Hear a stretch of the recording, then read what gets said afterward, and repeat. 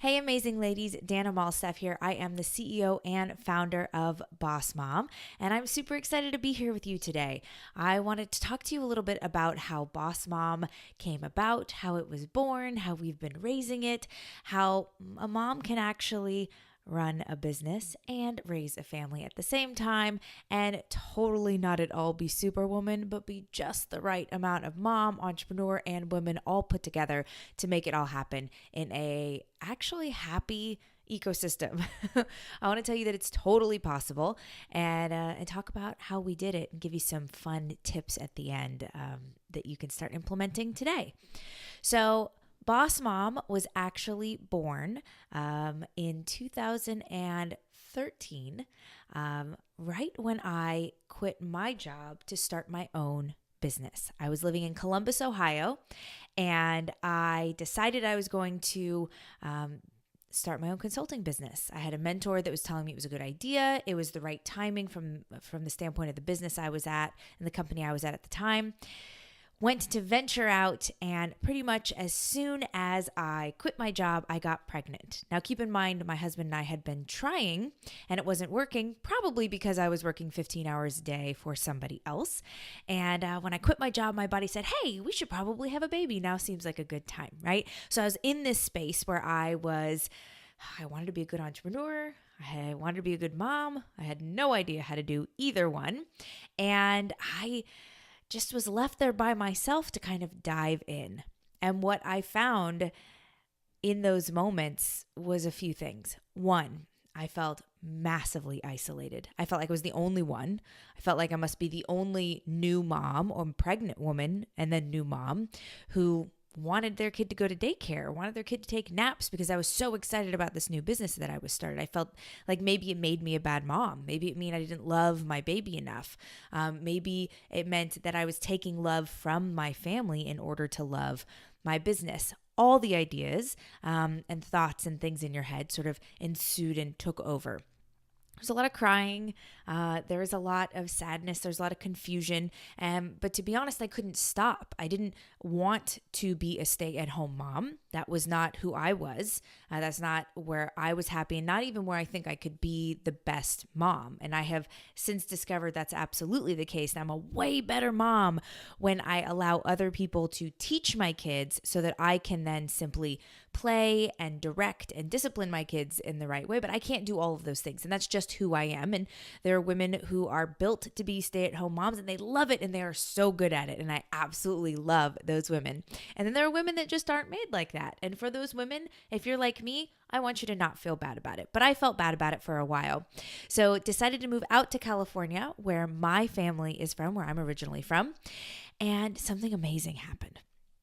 All of a sudden, here in Southern California, I'm here in San Diego, women were starting businesses. It wasn't so strange. I wasn't looked at very oddly, and there was a ton of moms that had businesses. And so I jumped right in and started going to a group, much like what you're in right now, and just meeting people, networking with people who were like-minded, who wanted to pursue something and maybe sometimes weren't sure what it was. I landed in a place called Live Your Legend, which is like an entrepreneur incubator. I began hosting that particular group and meetup in San Diego and met amazing women, and amazing things started happening. Well, few things unraveled, and this is before Boss Mom was ever born. I was doing consulting. I had my son who was 5 months old, and then he was 10 months old, and then I got pregnant again, right? And so now I'm pregnant with my second baby. I go to this event that was, for any of you that have heard of Hal Elrod, who wrote The Miracle Morning, is a friend of mine now, and you should absolutely read that book. If you it will change your life. It's an amazing book. And I went to his event for the very first time. And I want to say I think the end of 2014. And I was in this situation where I got invited from some people who attended the event to a to a mastermind. And a mastermind is basically a group of people that get together and they discuss business ideas and help each other make decisions about what they should do.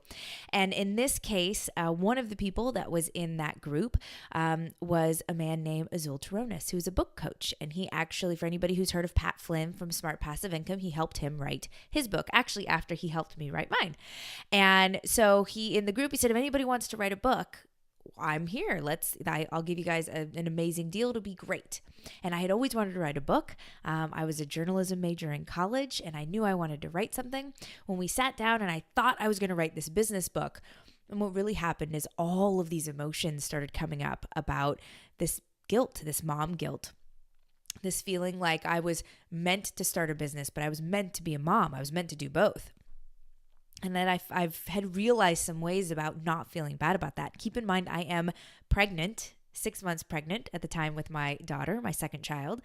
And I just dive in. I'm like, let's write this book. This is the book I'm meant to write. And it's one of those things where there's a lot of people that said, Dana, don't write a book right now. You're trying to build a business.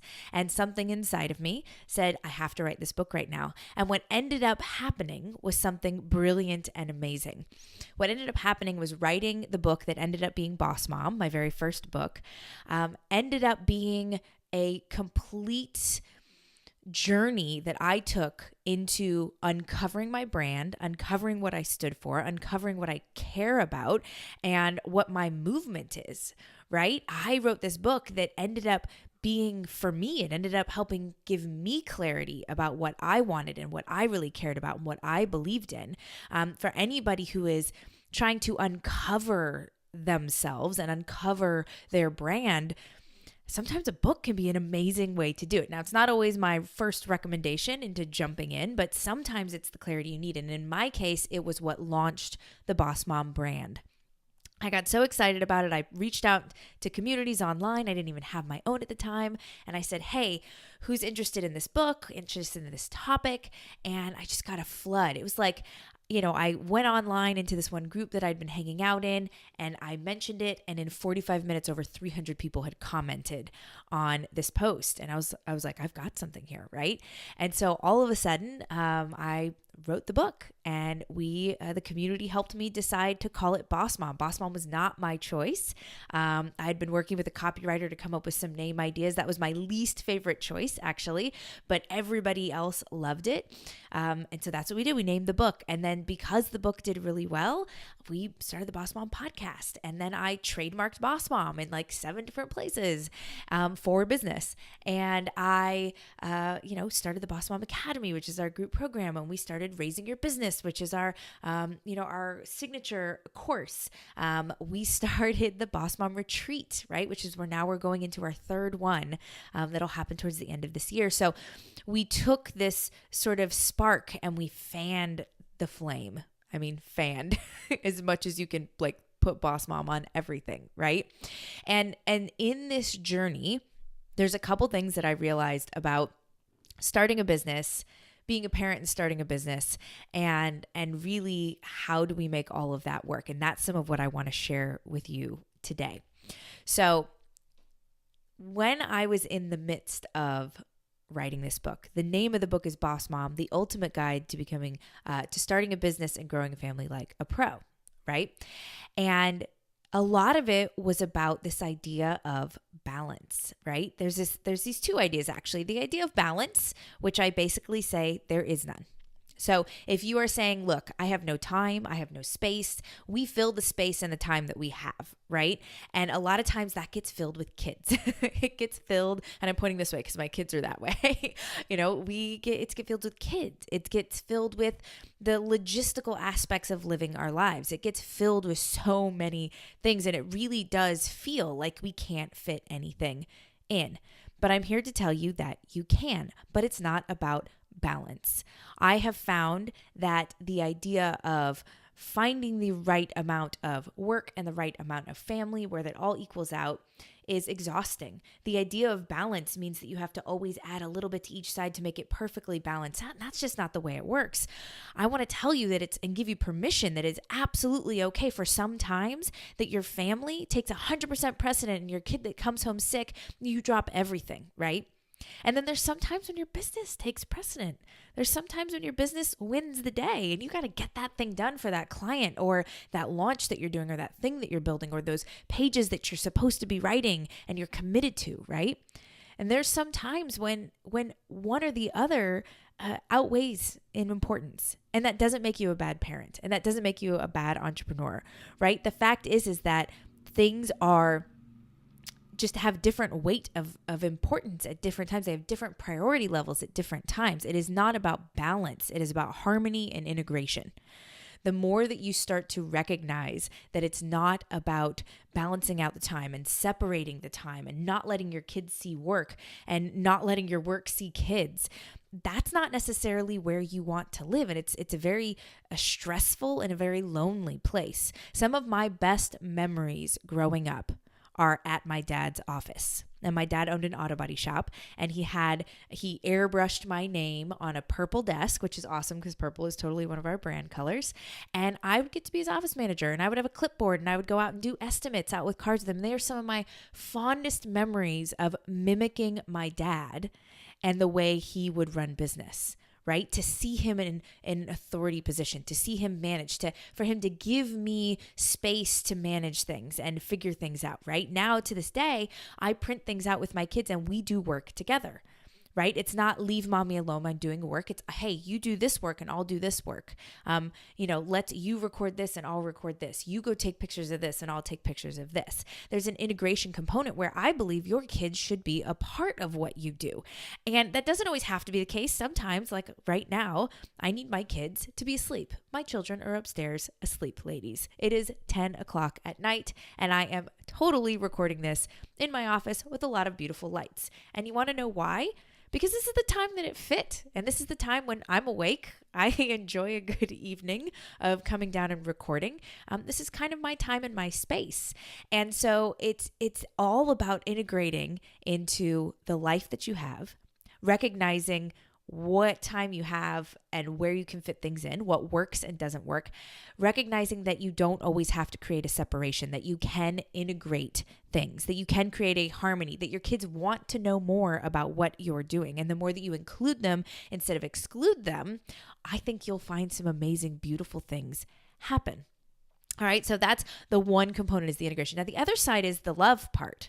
And this may be something that maybe women mostly talk about, but I think it's massively important. And it's part of what I talked about in my book. It's the very first chapter, which is love is limitless. You can love your business. You can love your babies. You can love your spouse. You can love yourself.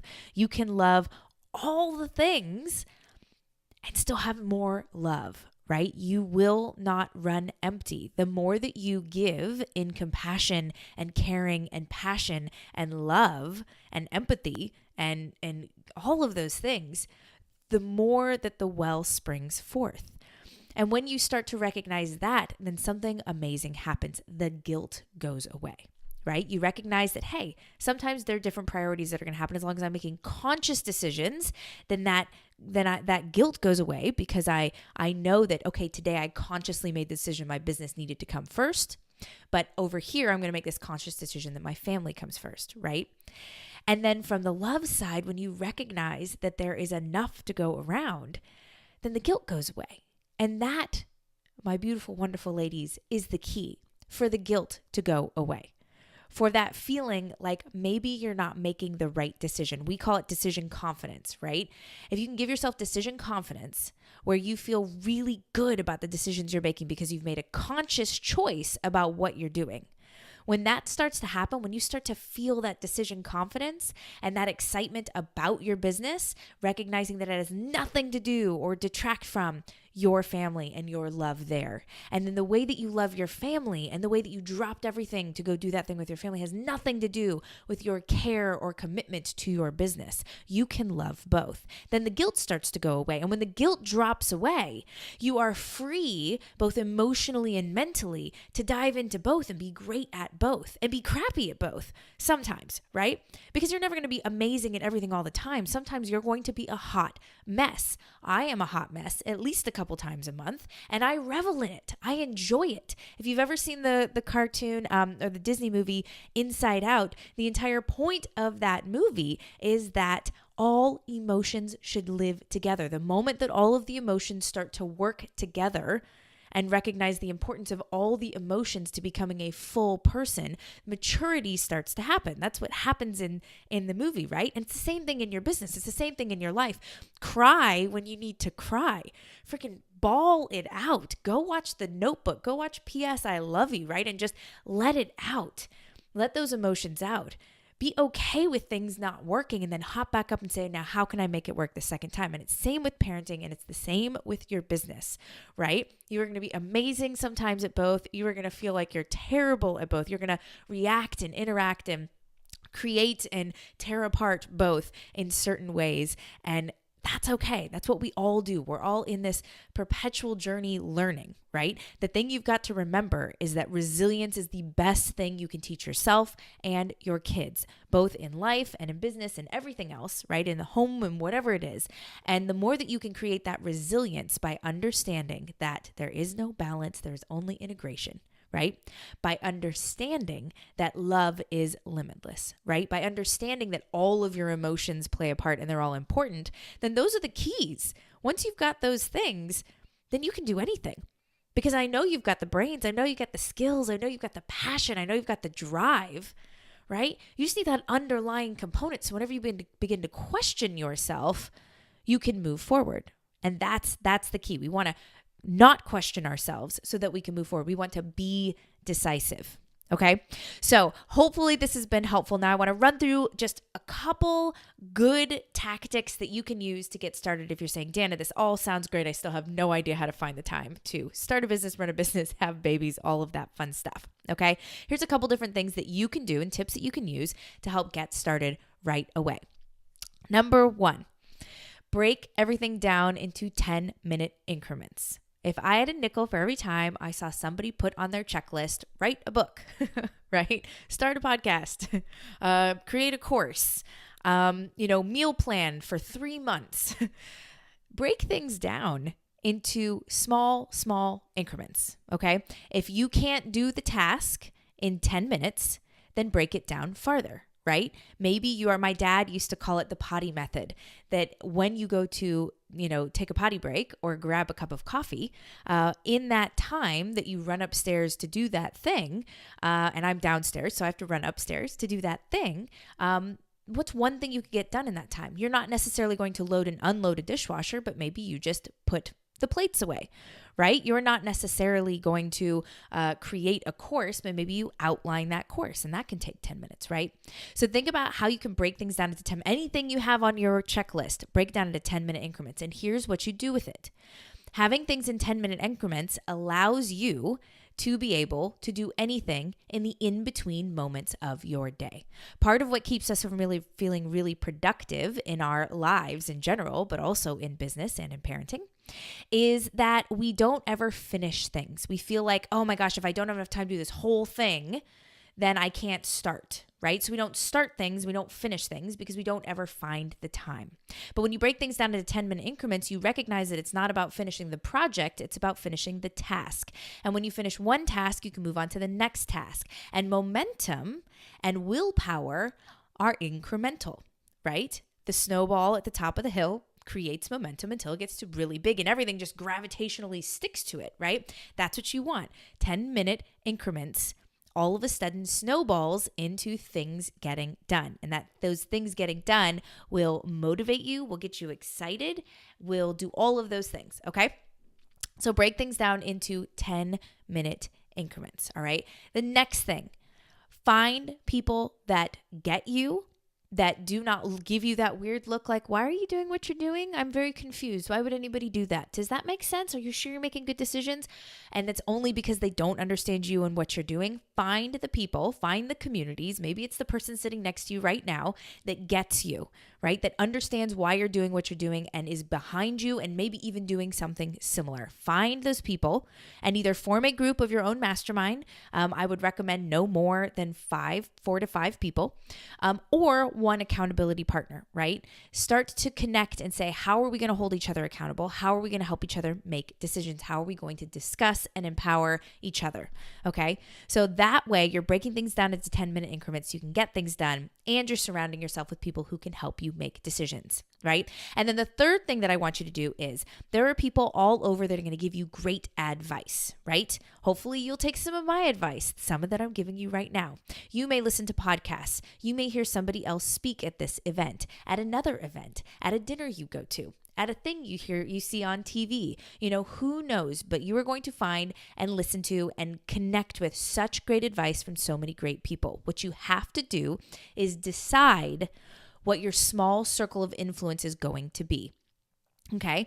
So you should only have 1 to 2 people within any particular sphere of influence. What that means is when it comes to your babies, when it comes to your children, you have 1 or 2 people that you truly listen to get great advice, right? When it comes to your business and maybe even parts of your business, maybe when it comes to sales for your business, maybe when it comes to, marketing for your business, maybe when it comes to the logistics and the organization of your business, there's 1 or 2 people that you listen to and go to for advice. When it comes to life decisions, self-care, who are you going to? Because what happens is we create decision confusion almost, right? Which makes it very difficult to get anything done because so many people have great advice and we don't know which ones to take. So you have to find the people that you know, like, and trust and take their advice. Discuss with them or listen to what they're saying if they're not somebody that you know, but they're somebody that you listen to and follow or read their books or listen to their podcasts or whatever it is, right? And take that advice. Do not take 80 people's advice and then try and figure out which one is right for you because a lot of them are going to be right. It just depends on where you are in your business, who you are, and what you need. Right? So spheres of influence is a huge, huge, huge one. Find your mastermind, find your accountability partner, and break things down into 10-minute increments. I think if you can do those things, also recognizing that it's not about balance, it's about integration, recognizing that love is limitless, right? Which I cannot stress that one enough. And recognizing that you totally can do this. You can do so much. I have seen so many women do such amazing, incredibly fantastic things. And I know that you can do that as well. And all you have to do is take a deep breath and get started. And you will find that with each step you take, you get closer to your goals. You get more clarity in what you want, who you are, and what you stand for. You find the people that get you and love you. And one day you wake up and you recognize that you have accomplished so much, shown your children how much they can do and how you can actually make your passions financially viable, right? And be the person that you want to be without feeling stressed out about it. And that's what I hope for you. So I hope this has been helpful. Once again, Dana Malstaff from Boss Mom. If you don't hang out with our crew, you absolutely should. It's just boss-mom.com and you can get to our amazing Facebook group, 25,000 strong, and all the other things that resources that we have, including the podcast and the Boss Mom book and all that fun stuff. So make sure you go check us out. Make sure you also turn to the left and right of you where you are right now and make sure you recognize each and every person in the room with you that is doing amazing things and going to do amazing things, including having babies, which is amazing that we can all do that. And that maybe the person sitting next to you might be your new best friend, your new colleague, your new partner, your new client, your new team member, your new accountability partner or mastermind buddy. So you never know. So make sure you say hi and give high fives and hugs to everybody.